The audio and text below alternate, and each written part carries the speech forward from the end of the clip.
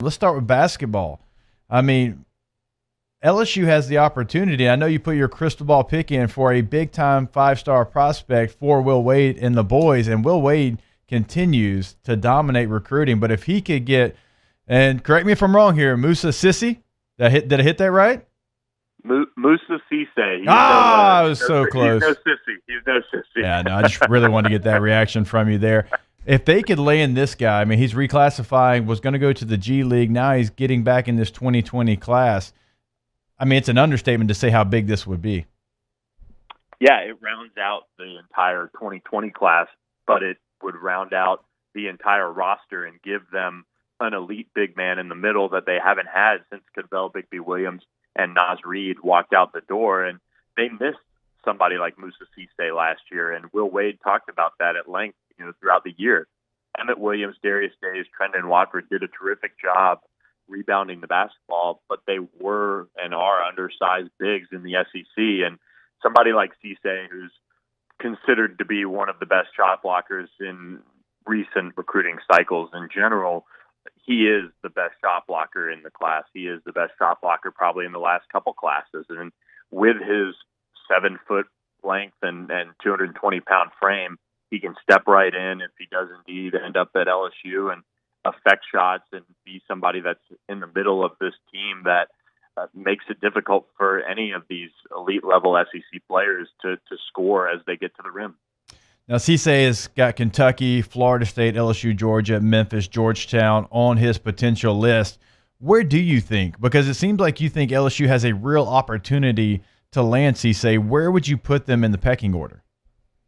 I do think they're the number one team in this recruitment right now, and it's kind of been a long rumored edge that LSU has held for Moussa Cisse, and it was just a matter of could he end up reclassifying to the 2020 class? That's the big question. But as he told ESPN and he told us at 24/7 Sports, he's going to be able to knock out some of these final core classes, reclassify, and make his decision really in the next week. So I feel like this is trending in the right direction for LSU, has been for a while, and he could be just a terrific addition for Will Wade.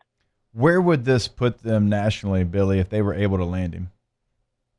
This would put them right up at the top 3 or so, and I think we'll recalculate everything kind of as he gets transferred over to the 2020 class, but there is, such a tight race to the top. But I mean, this would put them right within striking distance for a top 2-3 class. I think they would have a shot at the number one class, but it's kind of weird once you transfer the guys over from 2021 to 2020 and how their numbers and all of that impact the class ranking. So I don't know that right now because we haven't transferred them over to that class as far as a rankings perspective yet.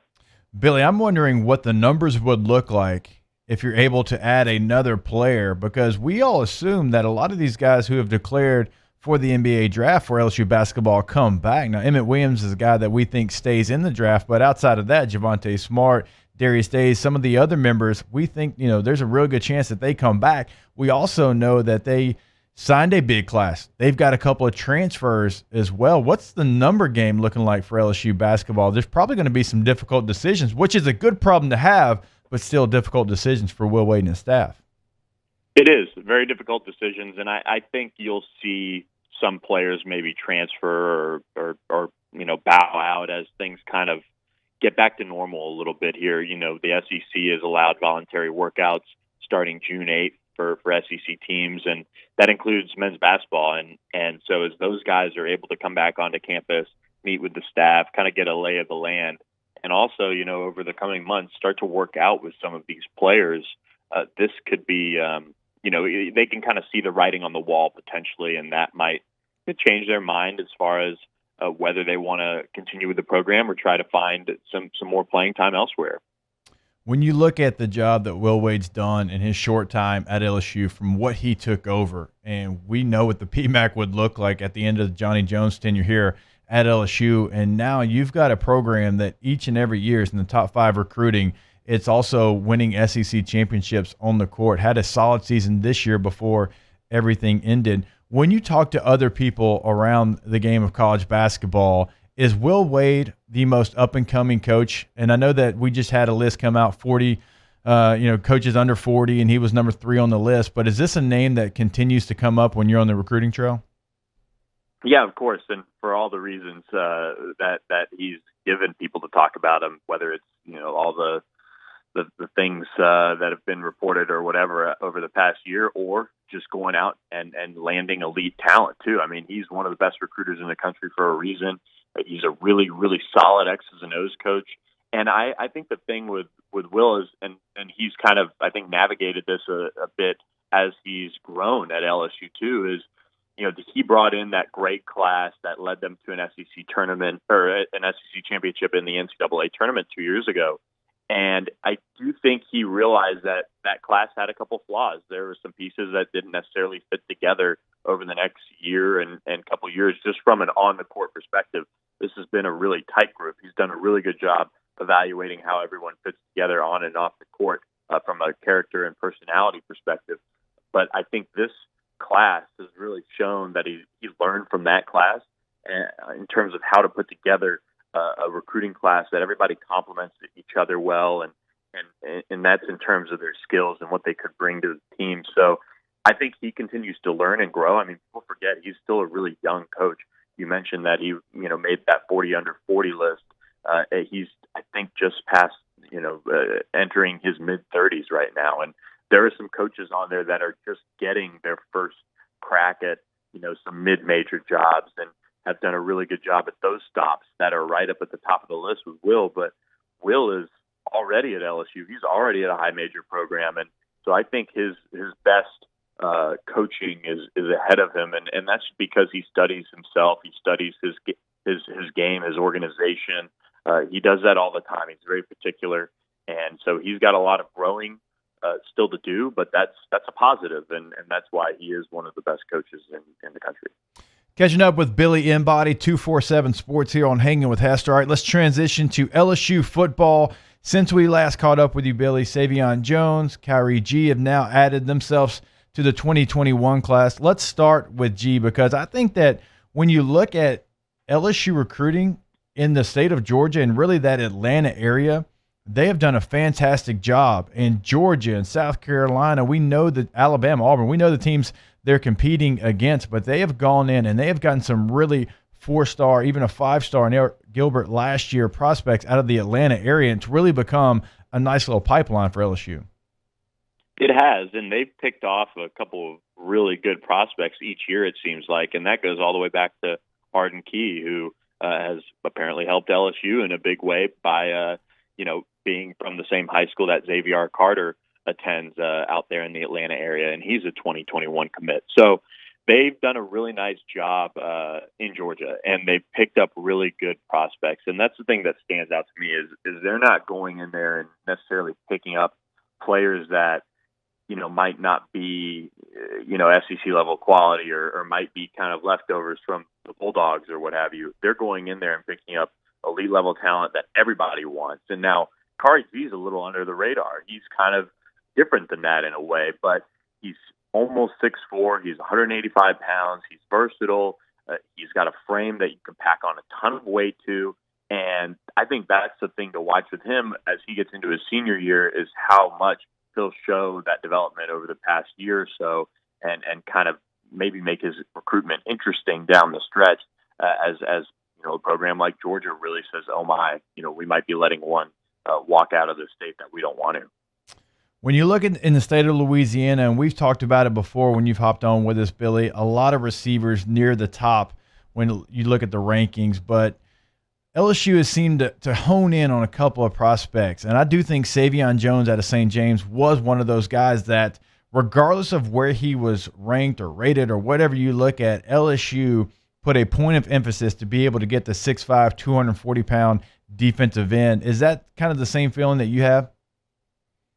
Yeah, absolutely. And for Savion, I mean, we love him at 24/7 Sports. I mean, he's been a big riser this spring. You look at his production and what he's brought to the table, disruptive, tons of tackles for loss, a lot of sacks. And from talking with some coaches around the state, they have to game plan around him. And when when you have somebody that is at that level in Louisiana, it's tough to be that productive and produce the way Savion Jones has, because sometimes they can just kind of take you out of the game in that regard. I mean, look at Jaquelin Roy last year for U High. I mean, he was the focus for a lot of opposing teams as they game planned around him, and it's tough to produce like he did, and it's tough to produce like Jacoby and Guillory did, and that's something that Savion Jones will continue to have to deal with as he goes into his senior year. So, I mean, they did a terrific job getting him on board, and they've got 4 of the top prospects in the state that are still on their board that they really want to bring on board. Obviously, Mason Smith down in Houma is a top priority for LSU, but outside of Smith, if you had to say in the state of Louisiana, here's the 3 other players that LSU wants to make sure that at the end of the day they are Tigers. Do you have 3 players? It's like you're reading my colleague Shea Dixon's Twitter timeline. He just tweeted out the top 4 players in Louisiana who are all big-time LSU priorities, and that goes for Sage Ryan, who's out of Lafayette, one of the top athletes in the country, the number 1 safety in the country on 24/7. And then it goes for 2 stud receivers, and Zachary's Chris Hilton and Walker's Brian Thomas Jr. And all 3 of those guys are on an elite level, and they're top 50 prospects, and they bring a ton of different things to the table. I mean, for Sage, he brings his versatility. For Chris Hilton, he brings elite level verified athleticism, and he won the triple jump, I believe, as a freshman in high school in Louisiana. And then Brian Thomas, a two sport star, somebody who has high major offers on the basketball court as well. But both really productive receivers, and could bring a lot to the table in this offense for LSU. So the top 4 prospects in the state of Louisiana, all big time targets for LSU, and they're right in the mix for all of them. Any under the radar prospects when you look at the state of Louisiana? Maybe they're not the most heralded of players. Maybe they're not a 4-star or 5-star. Any 3-star guys that you can see LSU at the end of this deal maybe taking a look at? And I know that's difficult because we're not having the on-campus camps where usually a 3-star would stand out. But do you have anybody in mind in that aspect, Billy?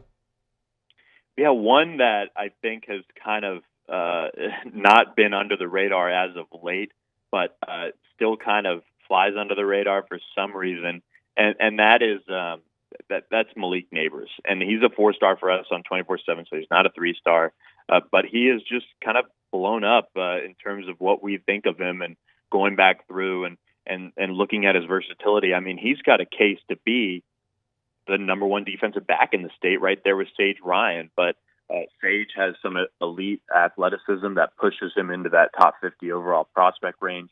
Malik can play wide receiver, can play defensive back, just like Sage.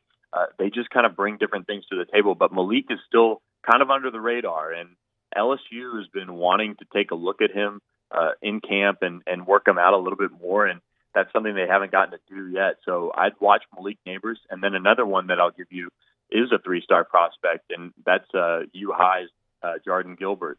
He's a safety. He's got some length, 6'1", 175. He's just outside of 4-star range on the 24/7 Sports Composite, but he's got an Alabama offer. He's got a lot of SEC programs after him, and he's got production too. And I really liked what I saw from him, watching U High a couple times over the past year, and he's picked up recruiting steam as well. Oklahoma, Notre Dame, and Texas all offered last month. So he's got plenty of options, and LSU's one that's in contact with him on the daily. Billy, one more, and we will get you out of here. It does seem like the safety position group is really well positioned for not only now but for the future, because every time I look up, they are getting a high prospect safety to commit or sign with LSU. If you had to say they need to address this position, do you have one in mind? Yeah, for the 2021 class, I think Andrew Makuba is probably right there at the top of their list in terms of safeties. And there's a lot of good ones in 2021 that they have offers out to and that they talk with a lot. But Makuba, who's out of the Austin area in Texas, I think it's going to turn into an LSU Clemson battle. I think Texas is kind of fading a little bit with him. And so LSU has been turning up the heat, trying to get him on board as the 3rd safety in this class, and then I think they'd call it a day. But I'll say this: if they come up with snake eyes on the safeties in the 2021 class. I don't think it's that big of a deal just because they have two elite ones in Brian Allen Jr. and Bryce Anderson committed in the 2022 class. They're both in the top 75 overall prospects, and I believe, if my memory serves me right, they're two of the top 4 overall safeties in the country next year.